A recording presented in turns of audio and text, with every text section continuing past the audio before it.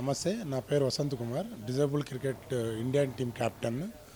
This Ramachandar, national player and kabaddi karate master. మేము చాలా ఏళ్ళ నుంచి డిజేబుల్ క్రికెట్ ఆడుతున్నాను. నేను సపోర్ట్ అనేది 10% కూడా లేదు ఇండియాలో కావచ్చు, ఆంధ్రాలో కావచ్చు, ఏపీలో కావచ్చు. కాబట్టి మేము చాలా కష్టపడి అసోసియేషన్ని ఆర్గనైజ్ చేస్తూ మ్యాచెస్ ఆడుతూ నేను ఇప్పుడు ఇంటర్నేషనల్ స్థాయికి వచ్చానంటే ఆలోచించండి. సపోర్ట్ లేదు మాకు. యాక్చువల్గా గవర్నమెంట్ నుంచి ఇప్పుడు నార్మల్ క్రికెట్కు ఉన్నట్టు ప్రతి స్టేట్లోనూ గ్రౌండ్స్ ఉన్నాయి, వాళ్ళకి అకాడమీస్ ఉన్నాయి, అన్నీ ఉన్నాయి. కానీ బట్ డిజేబుల్ క్రికెట్కు అకాడమీస్ లేవు, ఏమీ లేవు, సపోర్టు లేదు. కాబట్టి ఇది ఒక మేము గవర్నమెంట్ దృష్టికి తీసుకెళ్లాలని నేను మాట్లాడుతున్నాను. ప్లస్ గవర్నమెంట్ సపోర్ట్ చేయగలిగితే, మళ్ళీ తర్వాత బీసీసీఐ కూడా సపోర్ట్ చేయగలిగితే ఫ్యూచర్లో క్రికెటే కాదు, వేరే ఎంప్లాయ్మెంట్ కావచ్చు, ఏదైనా కావచ్చు. ఇప్పుడు లాస్ట్ 2018లో పవన్ కళ్యాణ్ గారు హైదరాబాద్కి వచ్చారు.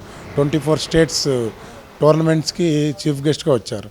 అప్పుడు ఆయన సపోర్ట్ చేశారు, ఫైనాన్షియల్గా సపోర్ట్ చేశారు, మోరల్ సపోర్ట్ చేయాలని మేము పవన్ కళ్యాణ్ గారిని కూడా కోరుతున్నాము.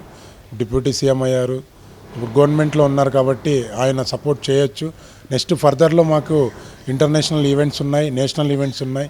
ఈ విధంగా ఇప్పుడు మీరు సపోర్ట్ చేయగలిగితే నా లైఫ్ అనేది 2003 నుంచి నేను డిజేబుల్ క్రికెట్ స్టార్ట్ చేశాను. ఇప్పుడు 2024 అంటే 20 ఇయర్స్ నేను క్రికెటే ఆడుతున్నాను.